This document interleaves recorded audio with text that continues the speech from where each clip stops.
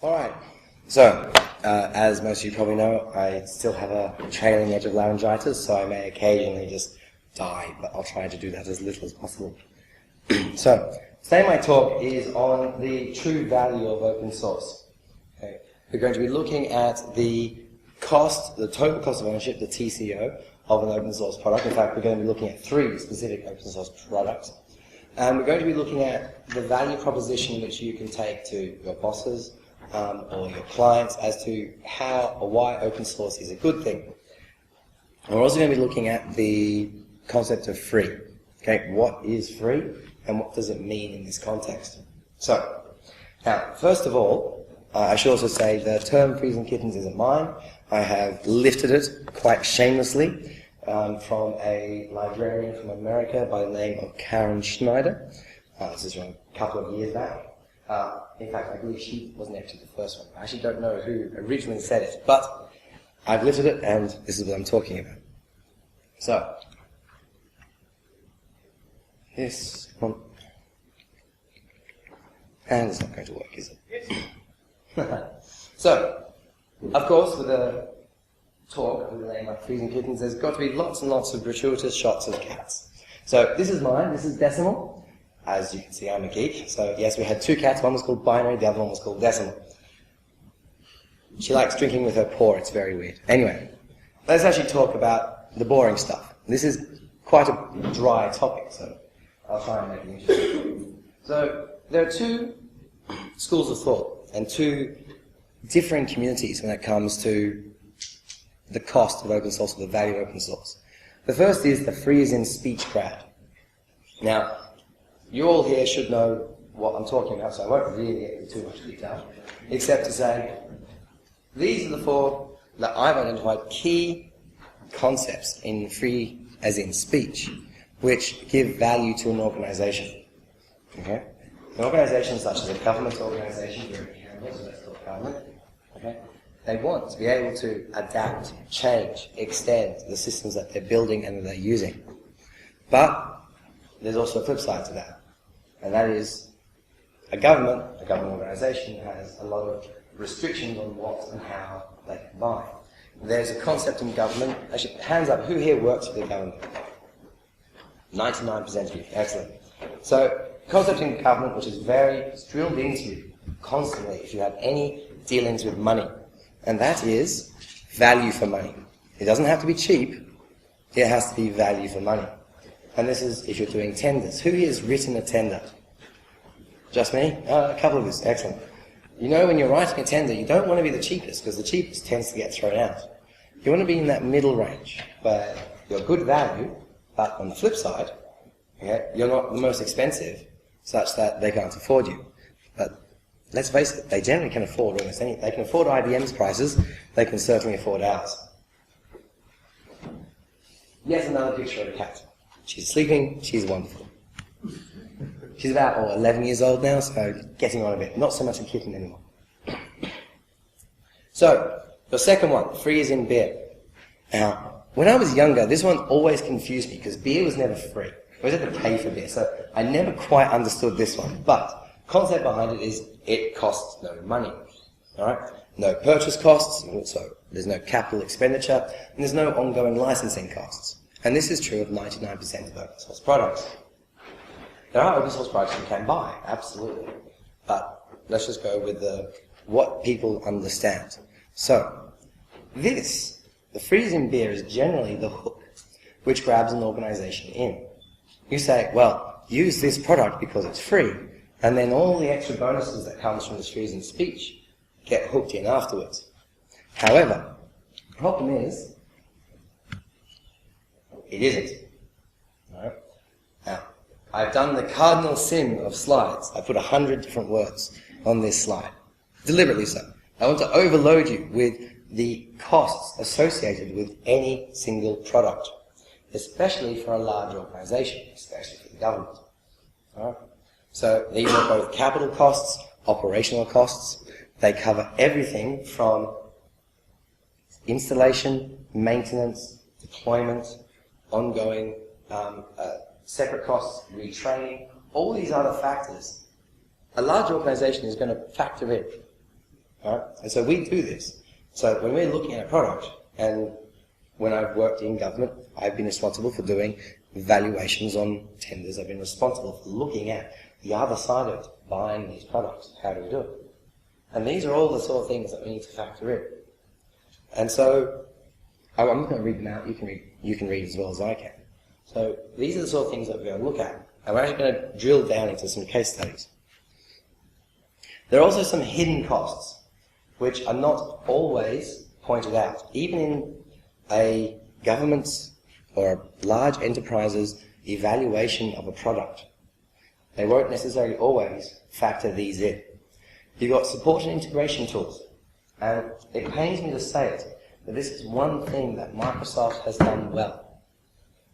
You can, with very little training, go in and integrate and do a network deployment of Microsoft Office across 4,000 computers in one evening. You can do the same for OpenOffice. They have a network deployment script, but it's a bugger. It's not something you want to do without seriously doing some research first. Secondly, that's interesting. Forced upgrade. Right? This is where open source comes out ahead.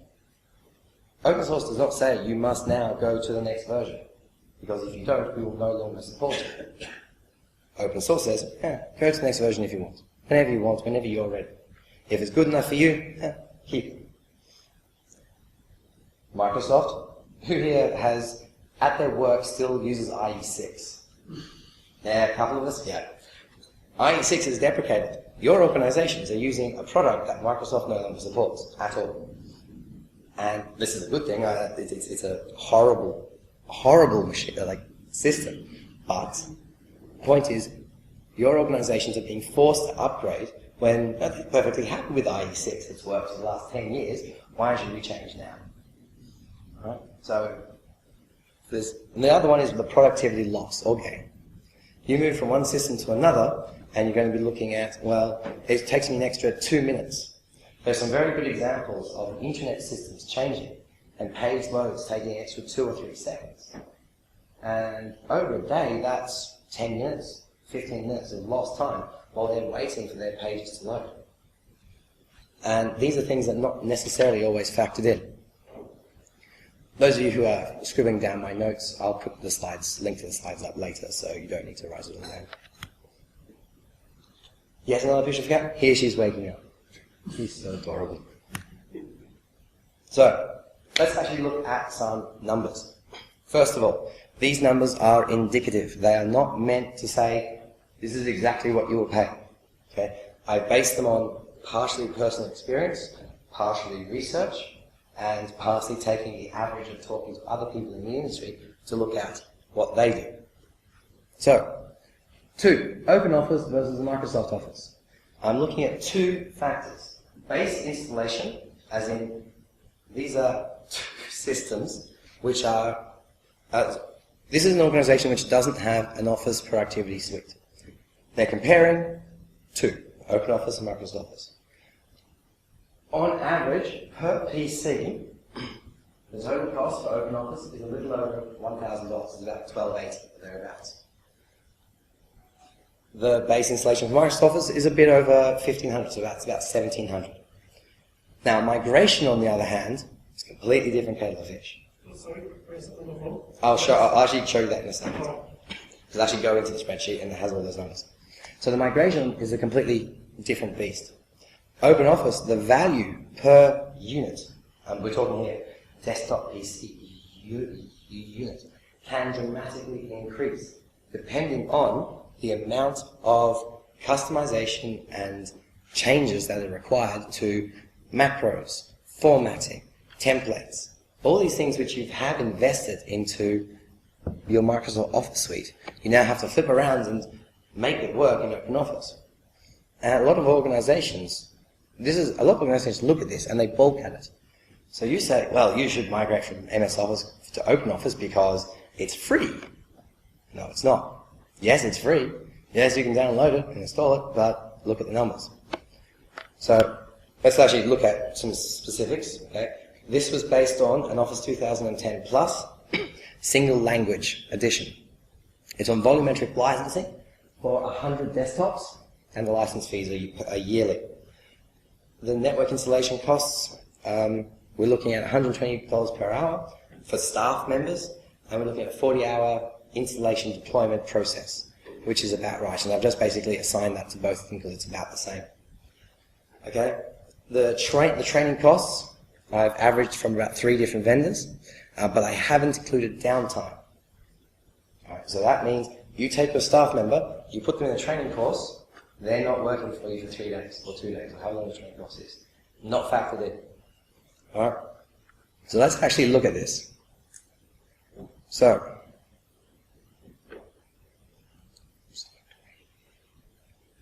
no, whatever. Here, let's actually look at some real numbers. So, Microsoft Office. Here's what I'm talking. Okay, we're talking about $500 per seat. This is for the enterprise. We're talking big numbers here. Right? Okay. Upgrades. Deployment costs. That's been ameliorated over a per desktop cost. It's a once-off cost because we're talking a network deployment, but I've ameliorated over the 100 desktops. Okay? Staff retraining on average. The OpenOffice training tends to be cheaper than Microsoft Office training. Partially because Microsoft Office training you tend to have to pay for Word training, for Excel training, whereas Office you tend to have OpenOffice training is the whole kit. These are just basic costs. Individual results will vary. Compliance and legal costs. If your organization has a legal department, they generally want to review your licenses. And those lawyers are not cheap. Right? Where I'm currently working, Department of Immigration, or at least working until December, we did an installation of Jira. Great product, not open source, but friendly to the open source community, so I don't mind too much. It took 3 months to buy that software because it took legals 2.5 months to review their license agreement. And I've had similar situations in previous jobs where legal has reviewed the GPL and gone, can we use this? Is this license compatible with our other licenses? So these are other costs that your organizations may also need to factor in.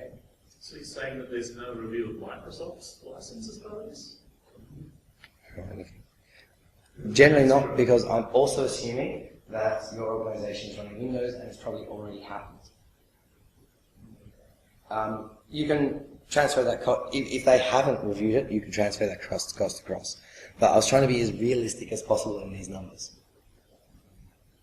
And to be honest, the open source product is the outsider. That's the one where these organizations are going to spend the extra time focusing on to validate that it is appropriate. I've assumed that the PCs... Would it be fair to say, too, that the reason that they're reviewing the licenses is because they're more worried about the fact that it's going to play? That's what I usually get. Like, there's no one playing. To be completely honest, I think that is going away. The more and more I'm working with organizations and governments, and they're starting to understand open source. They're understanding the model. So I think that's a battle that we've not quite won, but we've certainly won.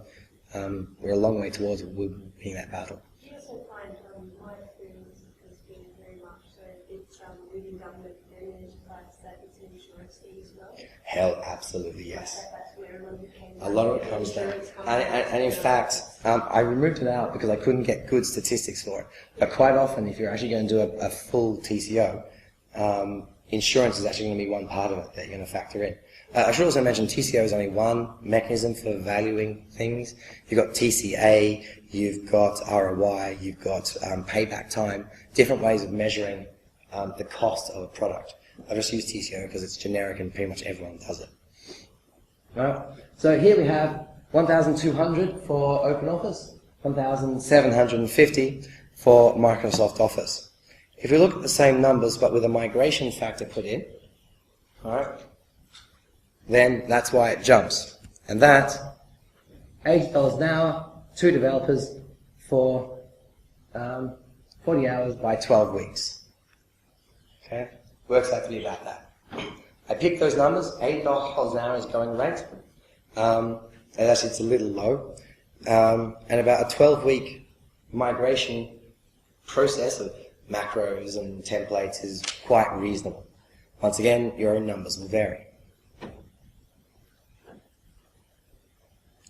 So let's move on to another cat. There she is, sleeping on the floor. Alright, let's look at something else. Apache versus IIS. Now this one astounded me when I did it. Apache is more expensive than IIS. Can anyone think of why that might be? It's actually a good thing, for us anyway.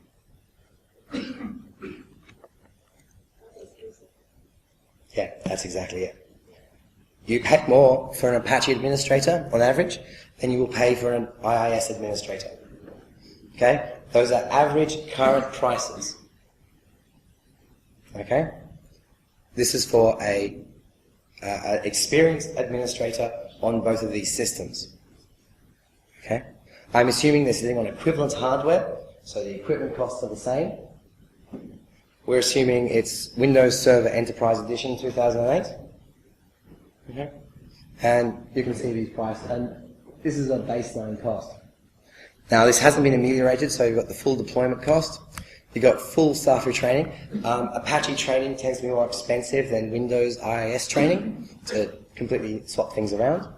I think it comes to do with the fact that Apache is so popular. 70% of the world's servers use Apache, but live servers. So, yeah, does this make sense? So Apache isn't cheaper than IIS. It's better. Oh, absolutely it's better. I don't think anyone here is going to actually disagree with that. But you can't sell Apache into an organization and say it's cheaper. It's free. That is wrong. Because they will look at the numbers and they'll go, well, actually, hang on, no, it's not. IIS is cheaper. You've got to find another way of selling Apache. Oh yeah, that 979 is the Windows something advantage, whatever it is. Any questions? So that's just some details about where those numbers came from. Right. This is my other cat, Cinnamon. This is actually, to be fair, my wife's cat, which is why it's not hexadecimal, which is going to be my next one. But there you go. There you go. Sleeping. No, it's true. Majorly not true. She wanted to come with us on holiday, so. Almost packed her. Postgres. This is my favorite. Why Postgres, not MySQL? Because it's my database of choice. The numbers are fairly similar. I know more about Postgres than I do about MySQL, so I couldn't honestly talk about MySQL. Excuse me, I'm running out of speech. Base installation cost of Postgres. You're still looking upwards of $140,000. This is for an enterprise installation.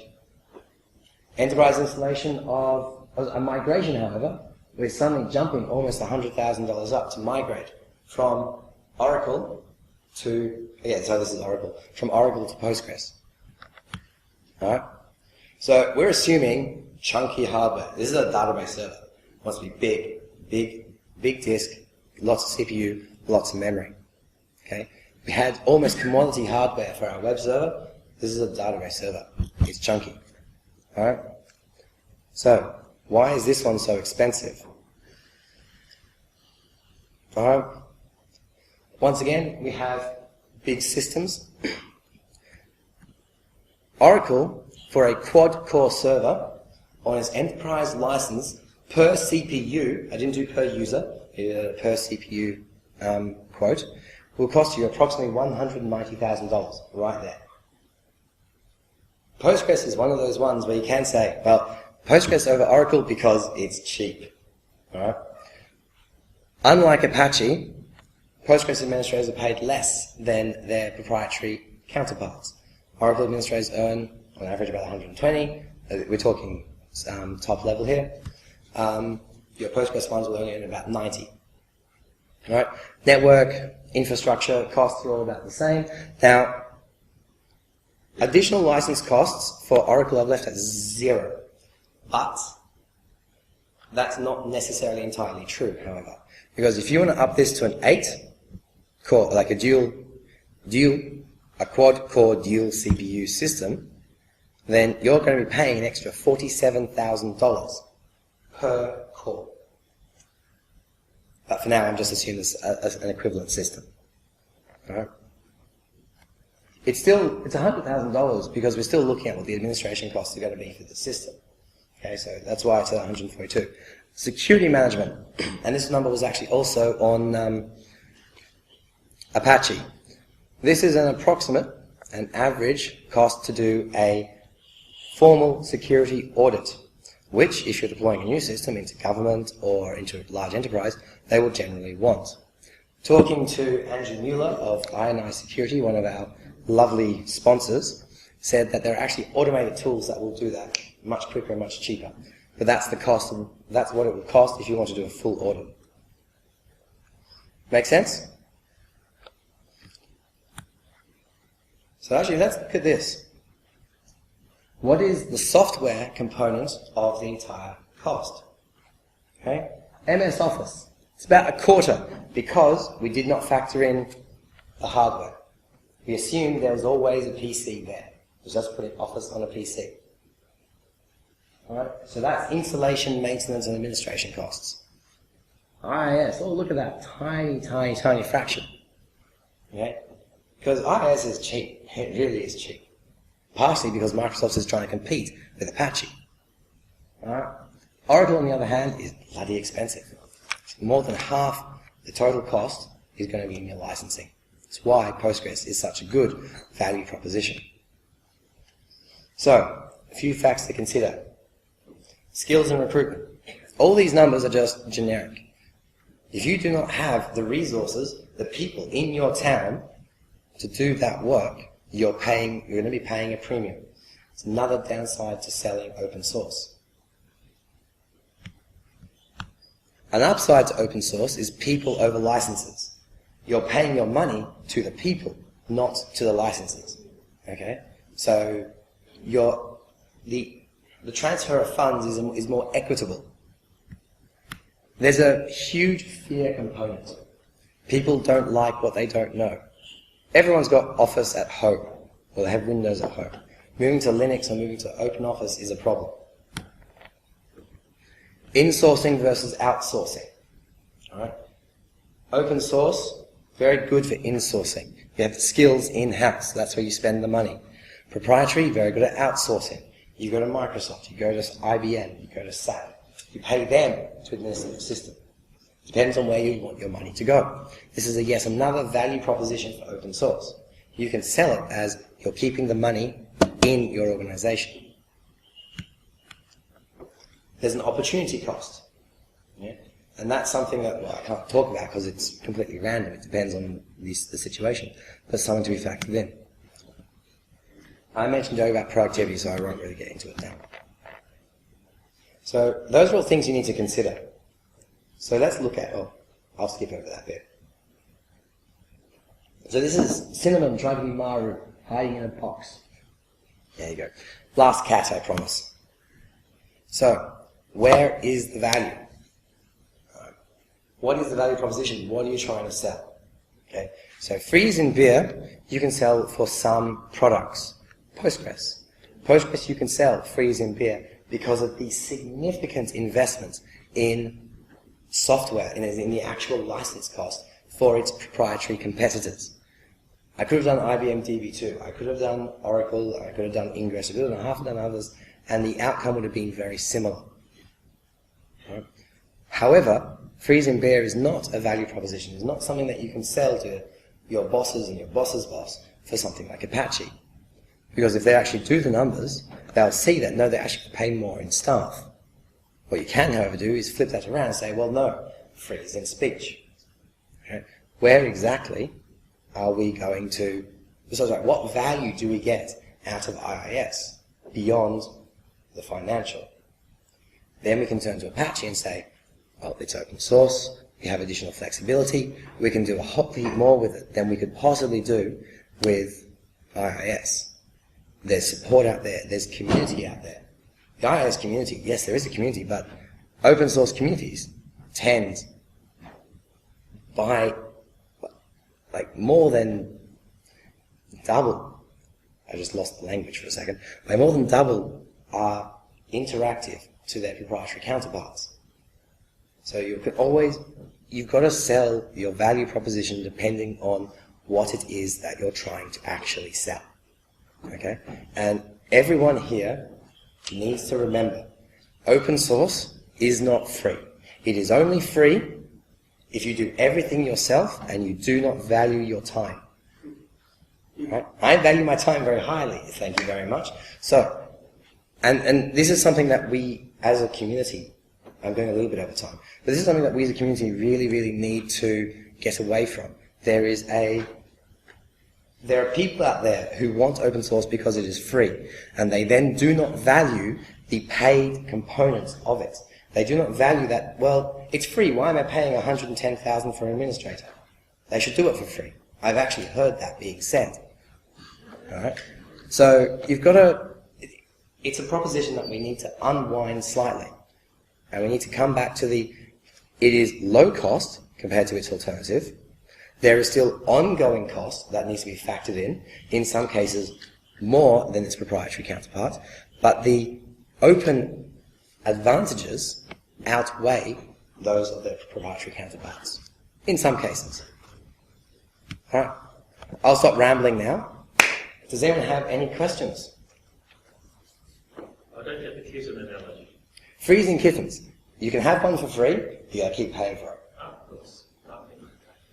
When you're okay, so some of the things that I'd like to see the enterprise in that, and where we've done it is return on investment, because initially,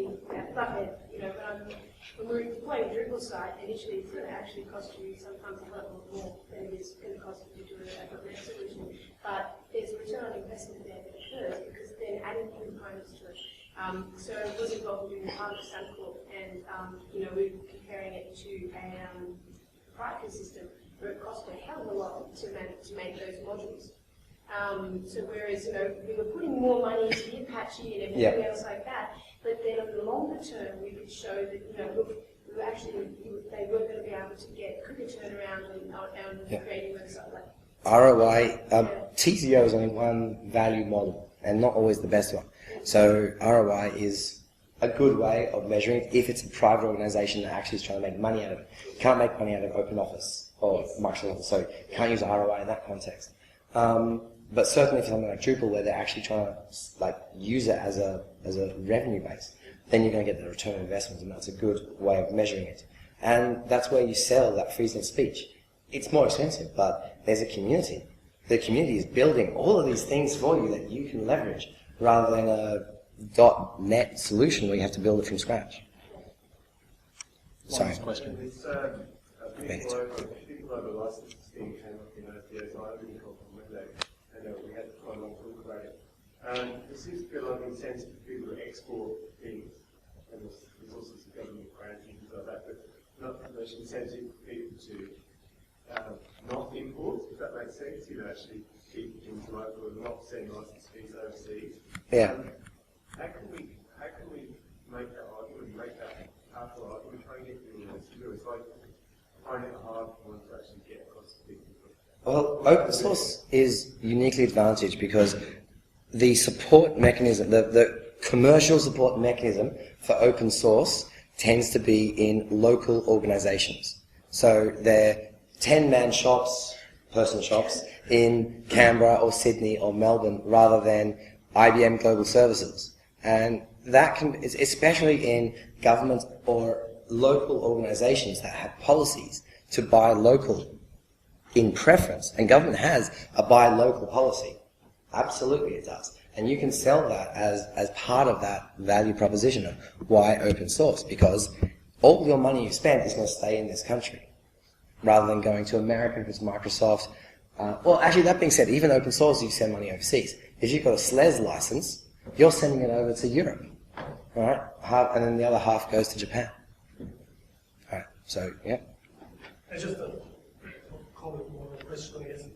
We just had exactly that PostgreSQL case in our organization recently versus Microsoft SQL Server. And one of the strange arguments that was made was that even though we had DBAs who were perfectly capable of running PostgreSQL, for risk mitigation, there was the perception that we had to have a support contract with some company. So that was like 20 grand a year. But you can ignoring the fact that if you did have a problem with Microsoft SQL Server, that wouldn't get fixed either. Yeah.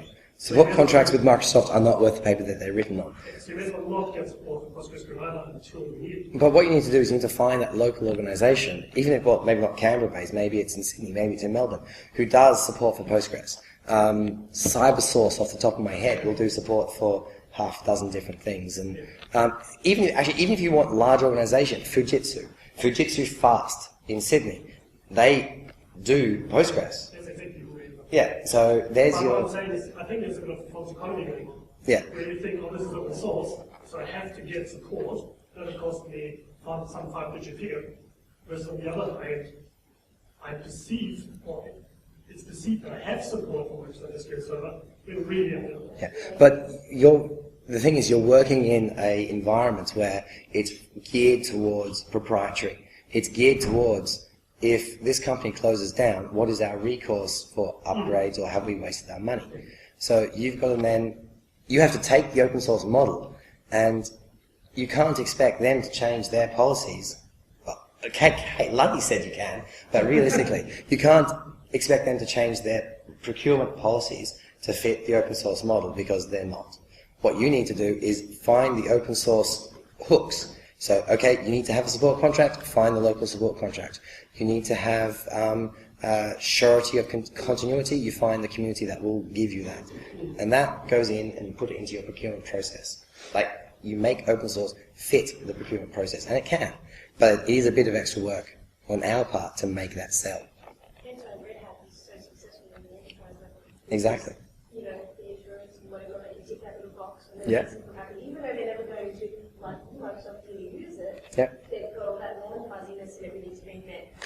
Absolutely.